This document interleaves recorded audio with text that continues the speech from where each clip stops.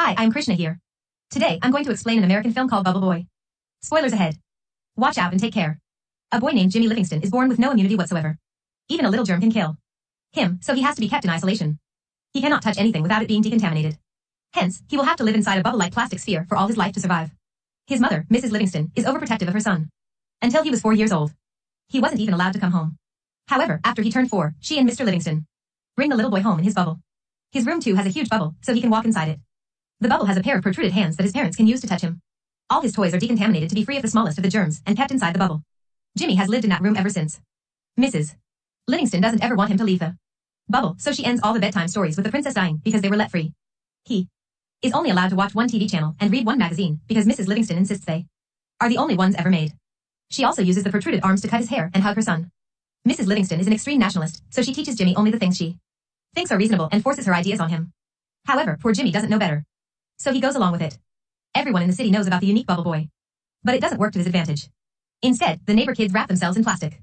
Wrap and make fun of Jimmy outside his home. Mrs. Livingston chases them away frequently. The only food Jimmy eats is homemade. A decontamination system has been placed in a plastic tube, where Mrs. Livingston places his food to kill the germs before Jimmy can fetch it. Jimmy is now 16 years old. He narrates that he grew up like any other kid and is happy when he gets an electrical guitar instead of a car. Until one day, he is at his window when he sees a new girl his age named Chloe moving into his neighborhood. He has grown to like the girl, but cannot do anything about it. More so, he doesn't know anything about love or girls. His mother senses his infatuation and recites the story to Jimmy about a boy who died because he touched the next door whore. For the next few years, Jimmy watches Chloe through his windows. A lot, she also notices him watching her. He narrates that he knows something is happening to him, but he doesn't know what. One morning, he wakes up with an erection and is petrified. Unknown to the concept, he hits himself with a bat. He cries and calls his mother. Mrs. Livingston comes in and makes him repeat the Pledge of Allegiance until he calms down. Chloe has a group of popular friends who make fun of Jimmy, calling him the bubble boy. She seems to be defensive towards him. One day, she knocks on the Livingston's door and Mr. Livingston lets her in. She sees the system of plastic tubes all around the house and is fascinated. She follows the tube around the house and is fascinated. She follows the tube and reaches Jimmy's room. Jimmy is surprised and nervous because his mother is the only woman he has talked to. Chloe talks to him and tells him she likes his guitar. Jimmy tries teaching her to play it with the protruded hands. He starts reciting the Pledge of Allegiance in the middle of it. Starting that day, the two hang out together every day. Mrs. Livingston doesn't like their friendship, but cannot do anything about it. A montage of them spending time together follows. She gives him a guinea pig inside a ball for his birthday, and even brings kids inside his room for Halloween. One night, on her birthday, a drunk Chloe sneaks inside Jimmy's room through the windows. She tries getting inside the bubble, claiming she cannot stay away from him anymore. However, she passes out before she can go in. The scene cuts to Chloe's prom night. Her perverted boyfriend, Mark, comes to pick her up and Jimmy is devastated. Mark offers Jimmy a cigarette, but he doesn't know what it is. One night, Jimmy sees Mark and Chloe make out through his windows. The very next day, Chloe comes into Jimmy's room and shows him her engagement ring. Mark had proposed to her to marry him. Their marriage is this weekend at Niagara Falls. And she has come to inform Jimmy. Jimmy is disappointed but doesn't show it in his face. She has also brought him a gift, which she keeps inside his decontamination tube, but Jimmy ignores it. Instead, he gives her the guinea pig back and asks her to go away. Chloe leaves with tears in her eyes. Later, Jimmy opens the gift and sees it is a snow globe with I love you written inside. Surprised, he screams her name and decides to go to Niagara Falls to stop the wedding. He works hard to make himself a portable bubble shield and is finally successful. Then, he sneaks out of the house without his parents knowing. Jimmy is happy to be running for the first time. He reaches the bus station and asks the person there for a bus ticket. However, Jimmy has forgotten to bring any money. Distressed, he tries to cross the road. When he is hit by a bus, he goes flying to the ground, but his bubble saves him. The people from the bus come out and offer to give him a ride. Jimmy happily accepts it. But he gets to know that the people are part of a religious cult. When he points it out, they angrily throw him out of the bus. The cult group reaches their destination, where their leader announces a round man inside a globe to be the savior sent by God. The group realizes that Jimmy was their savior and sets off to look for him to take him out of the globe.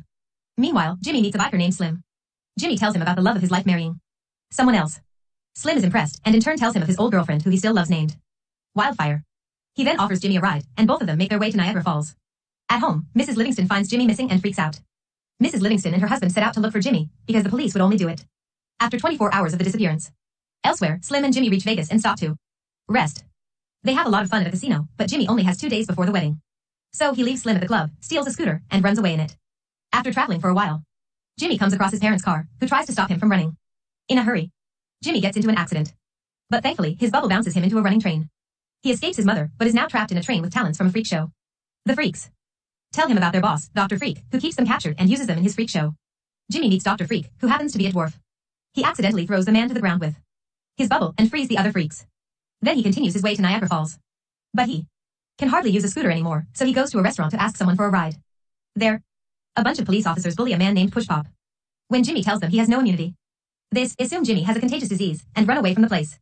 The restaurant catches on fire in the chaos, and Push Pop offers Jimmy a ride. He also agrees to take him to Niagara Falls. Somewhere else, Mrs. Livingston reaches Dr. Freak, who tells her that Jimmy is going to Niagara Falls. Furious, she calls Chloe and yells at her for making Jimmy run away. As she talks to Dr. Freak, the freaks outside steal her car. Push Pop and Jimmy are on their way when they hit a cow in the middle of the road. Push Pop is distressed because, in his religion, cows are a symbol of God, but following his mother's word, Jimmy tells him that his religion is false. This offends Push Pop, so he leaves Jimmy on his own. Jimmy then somehow reaches New York. He asks for a ride from an old man named Pippi, to which he agrees. Jimmy wakes up the next morning, and the man is still driving the car. Jimmy soon realizes that Pippi is lying lifeless, and the car hits a billboard. Jimmy goes into a grocery store and calls Chloe. Mark picks up the phone and tells Jimmy to give up because he is about to marry Chloe in an hour. He is now hopeless, so he calls his mother and asks her to come to pick him. Both his parents drive to him and get him inside the car. Mrs. Livingston goes to the washroom. When Mr. Livingston asks Jimmy how it felt to be outside for the first time, the father and son bond. Mr. Livingston tells Jimmy to not give up before trying. Taking his words, Jimmy runs to stop the wedding.